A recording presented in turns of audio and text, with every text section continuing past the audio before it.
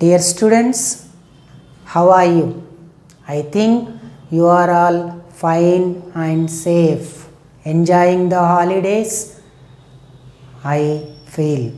So, at this time, you know that our college has been equipped with the online mode of teaching for you as we are unable to conclude the classes directly. So, at this juncture, you know that we have studied some of the political science topics in our first year intermediate. So, in the same way, the civics or political science is one of the optional subjects for your second intermediate also. So that I want to start for you political science or civics in this intermediate second year. So try to listen carefully and concentrate and whenever you come across any doubts, just conclude through WhatsApp. I will respond your queries also.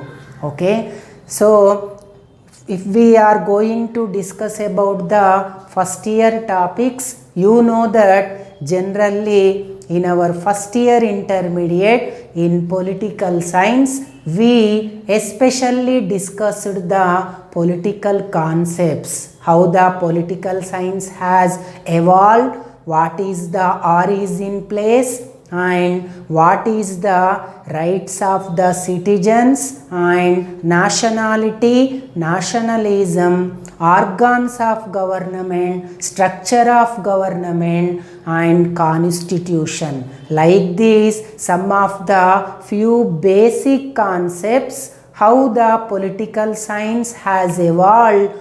To know you that that book has been prepared and prescribed the syllabus in your first year intermediate. Like that, in your second year also, in your political science subject, there are 12 chapters are there.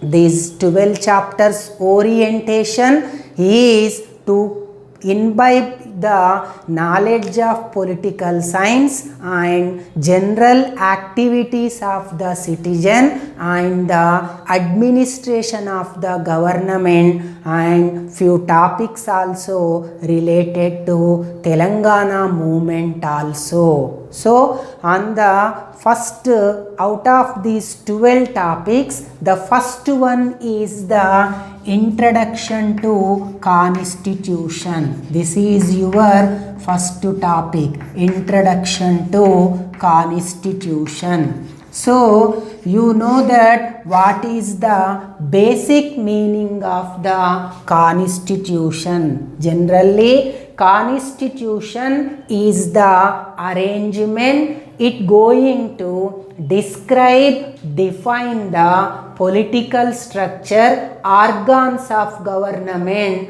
and what are the rights and duties of the people. Like that, everything which is related to the government, as usually citizens, has been described in the constitution. So it is one of the ideal guide to the people of our country. It is essential for the rulers as usually ruled also. You know that ruled are nothing but the people who are living in this country. In this way, constitution is an arrangement where it guides the people as usually the rulers also. So, who prepared this constitution? In our lower classes, we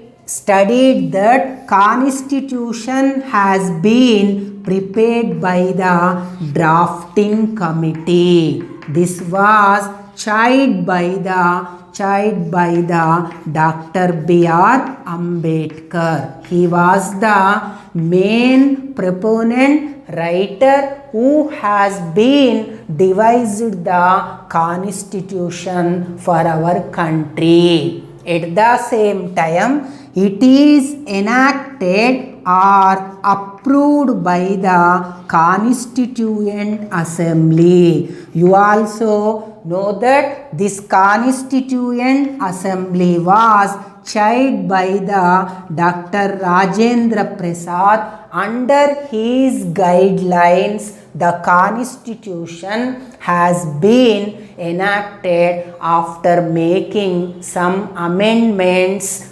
accordingly for the benefit of the Indian people. In this way, Indian Constitution has been prepared under the guidelines of drafting committee and approved by the Constituent Assembly for the people of India. So, if we take the background of Indian Constitution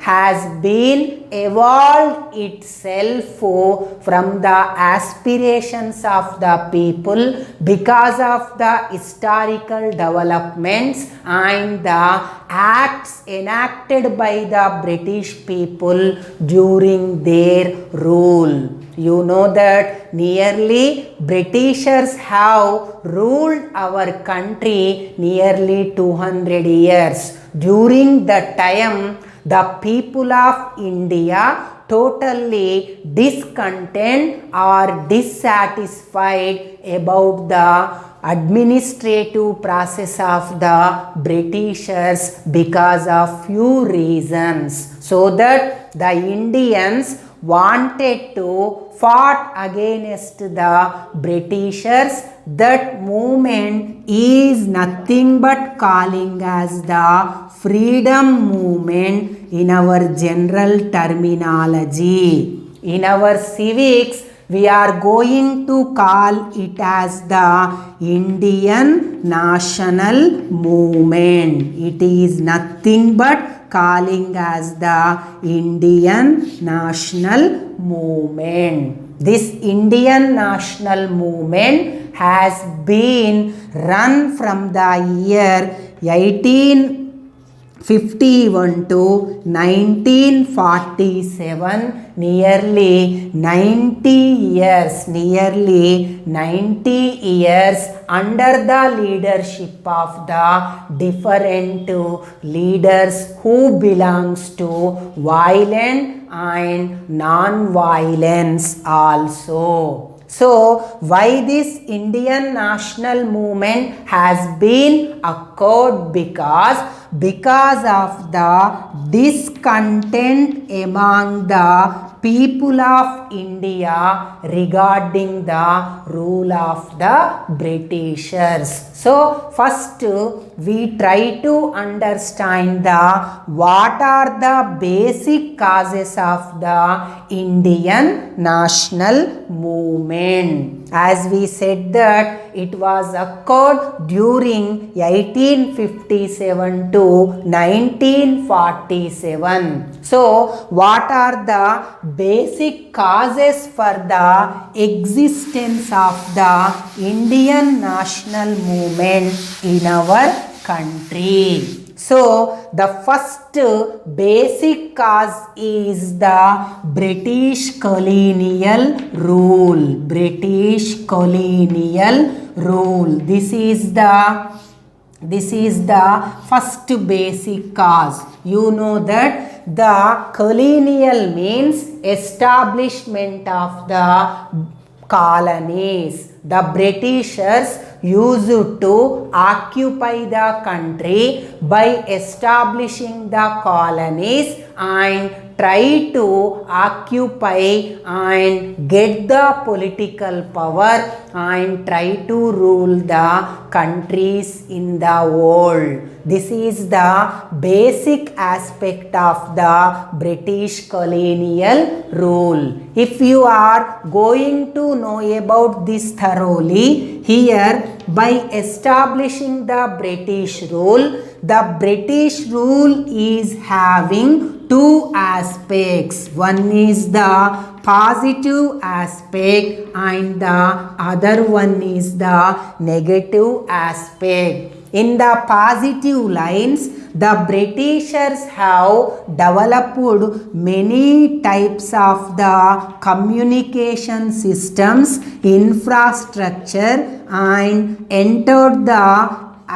introduced the Indian civil services for the people who wanted to join in the administration. In this way, the Britishers have taken few positive steps for the development of the India. But at the same time, there are few negative aspects are also there in British rule. That is, the Britishers always try to show the discrimination towards the Indian people. Their attitude is not always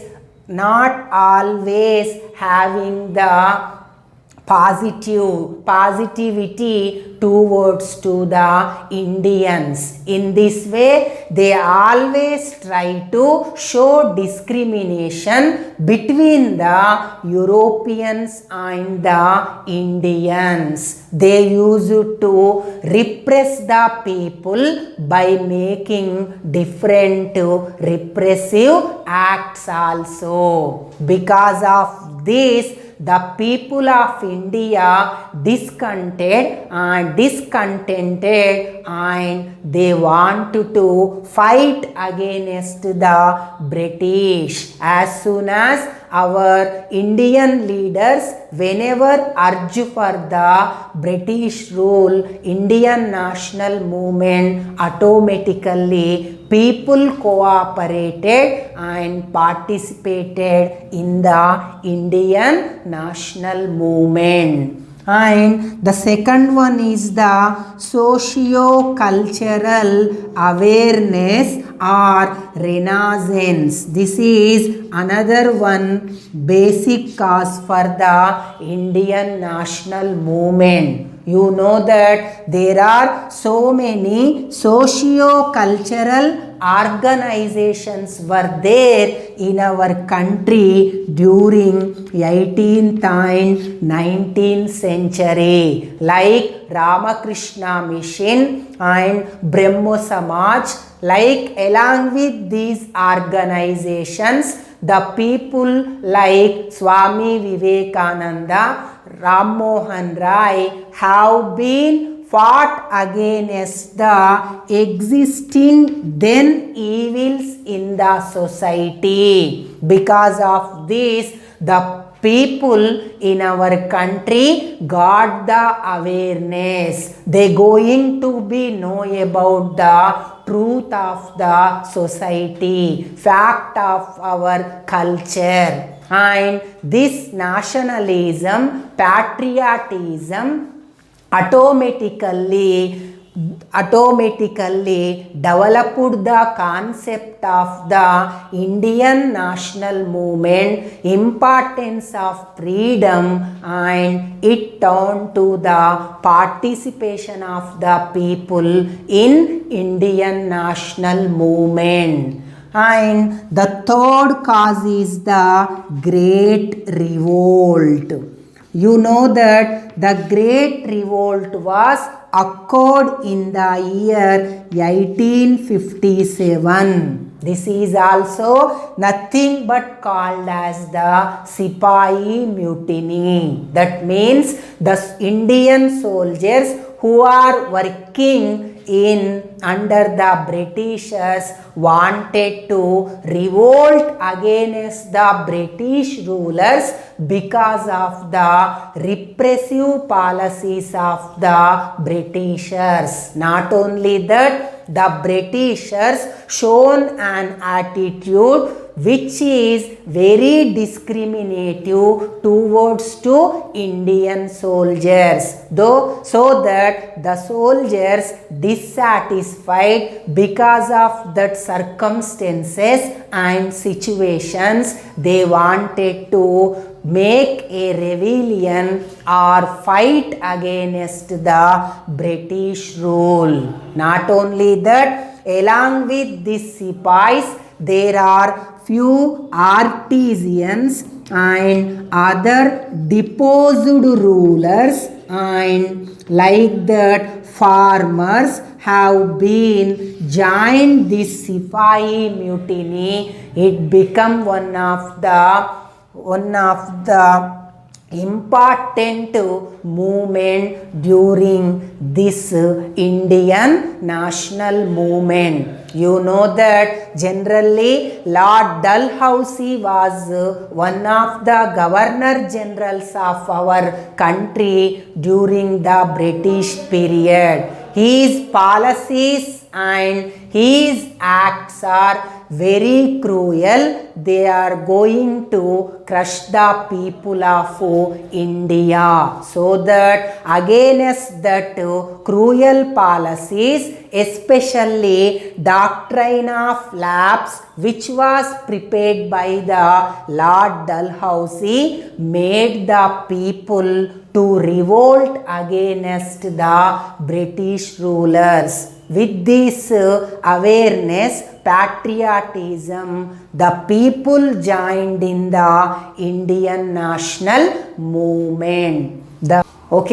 These are the few causes. In our next lesson, by briefly discussing these things, we are going to complete this topic.